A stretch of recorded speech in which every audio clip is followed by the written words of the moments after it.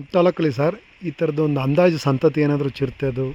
ಹಂಗಂದು ಅಂದಂದು ಸಂತತಿ ಹೇಳೋಕ್ಕೆ ಆಗಲ್ಲ. ನಮ್ಮ ಸ್ಟೇಟು ಇಡೀ ಎಂಟೈರು ಇಂಡಿಯಾದಲ್ಲಿ, ನಮ್ಮ ದೇಶದಲ್ಲಿ ಚಿರತೆಯಲ್ಲಿ ನಾವು 2ನೇ ಸ್ಥಾನದಲ್ಲಿದ್ದೀವಿ.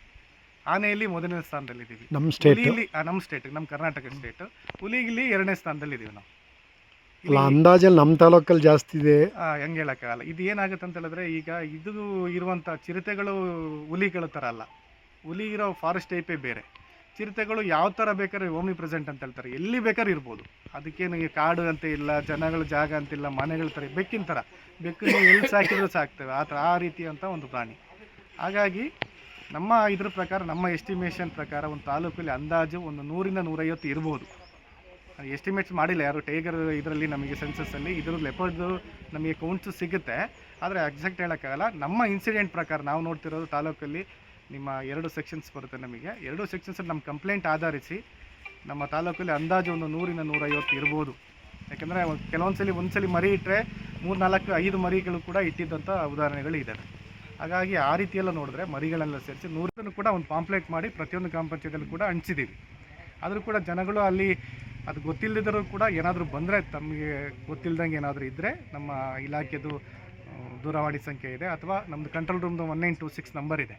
ಅದಕ್ಕೆ ಟಾಲ್ ಫ್ರೀ ನಂಬರ್ ಇರುತ್ತೆ. ಅದಕ್ಕೆ ಕಂಪ್ಲೇಂಟ್ ದರ್ಜೆ ಮಾಡಿದ್ರೆ ಇಮಿಡಿಯೇಟಾಗಿ ನಾವು ಕೂಡ ಅದನ್ನು ಅಟೆಂಡ್ ಮಾಡ್ತೀವಿ. ಅದು ಬಿಟ್ಟು ಕೆಲವರು ಏನು ಮಾಡ್ತಾರೆ ಅಂತ ಹೇಳಿದ್ರೆ, ಓವರ್ ಕಾನ್ಫಿಡೆಂಟಿಂದ ನಾವು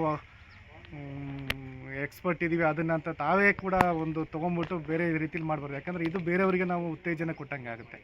ನಾವು ಕೂಡ ಈ ಥರ ವೈಲ್ಡ್ ಅನಿಮಲ್ ಯಾವ ರೀತಿ ಯಾವ ಟೈಮಲ್ಲಿ ಬಿಹೇವ್ ಮಾಡುತ್ತೆ ಅಂತ ಹೇಳೋಕ್ಕಾಗಲ್ಲ. ಪ್ರಾಣಿಗಳ ಬುದ್ಧಿ ಕೂಡ ಮನುಷ್ಯನ ಬುದ್ಧಿನೇ ನಾವು ಕಂಡುಹಿಡಿಯೋಕ್ಕಾಗಲ್ಲ, ಯಾವ ಥರ ಬಿಹೇವ್ ಮಾಡ್ತಾರೆ ಅಂತ ಹೇಳ್ಬಿಟ್ಟು. ಕಾಡು ಪ್ರಾಣಿಗಳು ಭಾಳ ಯಾವ ಟೈಮಲ್ಲಿ ಯಾವ ರೀತಿ ಬಿಹೇವ್ ಮಾಡುತ್ತೆ ಅಂತ ಗೊತ್ತಾಗಲ್ಲ. ಅದು ಏನಾಗುತ್ತೆ ಅಂತ ಹೇಳಿದ್ರೆ, ಈಗ ನಾವು ಒಂದು ಇದಿಡ್ಬೇಕಂತ ಹೇಳಿದ್ರೆ, ಕೇಜ್ ಇಡಬೇಕಂದ್ರೆ ಅದ್ರ ಜೊತೆ ಒಂದು ಬೇಟು ಕೇಜನ್ನು ಇಡ್ತೀವಿ ಪಕ್ಕದಲ್ಲಿ. ಅದರಲ್ಲಿ ಏನೋ ಒಂದು ಪ್ರಾಣಿ ಇಟ್ಟು ಅದಕ್ಕೆ ಅದನ್ನು ಹುಡ್ಕೊಂಡು ಬಂದು ಇದಾಗಬೇಕಾದ್ರೆ ತಿನ್ನಕ್ಕೆ ಬಂದ ಟೈಮಲ್ಲಿ ಇದು ಕ್ಲೋಸ್ ಆಗುವಂಥ ಮೆಕ್ಯಾನಿಸಮ್ಗಳನ್ನ ಇಟ್ಕೊಂಡಿದ್ದೀವಿ.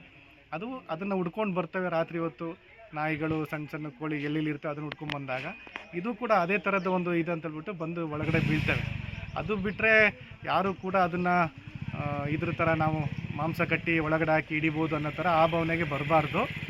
ಇಲಾಖೆ ಗಮನಕ್ಕೆ ತಂದು, ಇಲಾಖೆದು ಏನು ಸ್ಟ್ಯಾಂಡರ್ಡ್ ಪ್ರೋಟೋಕಾಲ್ಸ್ ಇರುತ್ತೆ, ಒಂದು ಕೇಜನ್ನು ಇಡುವಂಥದ್ದು, ಅದನ್ನು ರೆಸ್ಕ್ಯೂ ಮಾಡುವಂಥದ್ದು ಅಥವಾ ಅದನ್ನು ಕ್ಯಾಚ್ ಮಾಡುವಂಥದ್ದು. ಅದನ್ನು ಈಗ ಎಲ್ಲರೂ ಊರಿನ ಜನಗಳು ಏನು ಅನ್ಕೋತಾರೆ ಅಂತ ಹೇಳಿದ್ರೆ, ಒಂದು ಚಿರತೆನ ಹಿಡಿದು ಬಿಟ್ಟರೆ ನಮ್ಮದು ಊರಿನ ಸಮಸ್ಯೆಗೆಲ್ಲ ಪರಿಹಾರ ಆಗುತ್ತೆ ಅಂತ. ಒಂದು ಗಂಡು ಚಿರತೆನ ಹಿಡಿದ್ರೆ ಅದ್ರ ಜಾಗಕ್ಕೆ 4 ಇನ್ನೂ ಗಂಡು ಚಿರತೆಗಳು ಬರ್ತವೆ, ಸಮಸ್ಯೆಗಳು ಜಾಸ್ತಿ ಆಗುತ್ತೆ. ಈಗಿನ ಪಾಪ್ಯುಲೇಷನ್ ಇನ್ಕ್ರೀಸ್ ಆಗೋ ಇದರಲ್ಲಿ ನಾವು ಕೂಡ ಕಾಡು ಪ್ರಾಣಿಗಳ ಜೊತೆ ಸಹಬಾಳ್ವೆಯನ್ನು, ಆ ಪ್ರಿನ್ಸಿಪಲ್ನ ಫಾಲೋ ಮಾಡಬೇಕು. ಬೇರೆ ಯಾವ ಪ್ರಿನ್ಸಿಪಲ್ ವರ್ಕೌಟ್ ಆಗ್ತಿಲ್ಲ. ಯಾಕಂದರೆ ನಾವು ಒಂದು ತೆಗೆದು ಅದನ್ನು ಬೇರೆ ಕಡೆ ಸಮಸ್ಯೆ ಮಾಡಿದ್ರೆ ಇನ್ನೊಂದು ಊರಿಗೆ ಆ ಸಮಸ್ಯೆನ ತೊಗೊಂಡೋಗಿ ಬಿಡ್ತೀವಿ ಹೊರತು ಅವು ಸಮಸ್ಯೆನಂತೂ ನಾವು ಸಾಲ್ವ್ ಮಾಡೋಕ್ಕಾಗಲ್ಲ. ಇದೇ ಥರ ಏನಾದರೂ ರೇರ್ ಕೇಸಸ್ಸಲ್ಲಿ ಮನುಷ್ಯರ ಮೇಲೆ ಅಟ್ಯಾಕ್ ಮಾಡ್ತು ಅಂತ ಹೇಳಿದ್ರೆ ಮಾತ್ರ ನಾವು ಅದನ್ನು ಟ್ರ್ಯಾಂಕ್ಲೈಸ್ ಮಾಡಿ ಕಂಡುಹಿಡಿದ್ಬಿಟ್ಟು ಅದನ್ನು ಬೇರೆ ಕಡೆಗೆ ತೊಗೊಂಡೋಗ್ತೀವಿ. ಇದು ಏನಂತ ಹೇಳಿದ್ರೆ ಜನಗಳಿಗೆ, ಈಗ ನಾವು ಪಾಪ ಅವರು ಕೂಡ ಕಾಡು ಪ್ರಾಣಿಗಳಂದರೆ ಭಯ ಇದ್ದೇ ಇರುತ್ತೆ. ಆದರೆ ಆ ಭಯ ಏನಕ್ಕೆ ಅಂತ ಹೇಳಿದ್ರೆ, ಭಯ ಅದಷ್ಟು ಮಾಡ್ಕೊಳ್ಳೋ ಅವಶ್ಯಕತೆ ಇಲ್ಲ. ಇದು ಕೂಡ ಭಾಳ ಸಣ್ಣ ವರ್ಗದ್ದು ಪ್ರಾಣಿ. ಅದು ಕೂಡ ಮನುಷ್ಯರ ಮೇಲೆ ಅಂತೂ ಆ ಥರ ಅಟ್ಯಾಕ್ ಎಲ್ಲೂ ಮಾಡಲ್ಲ. ಏನಾದರೂ ತಮ್ಮ ಹೊಲದಲ್ಲಿ ಏನಾದರೂ ಕಂಡು ಬಂದರೆ ನಮ್ಮ ಇಲಾಖೆ 1926ಗೆ ಕರೆ ಮಾಡಬೇಕು.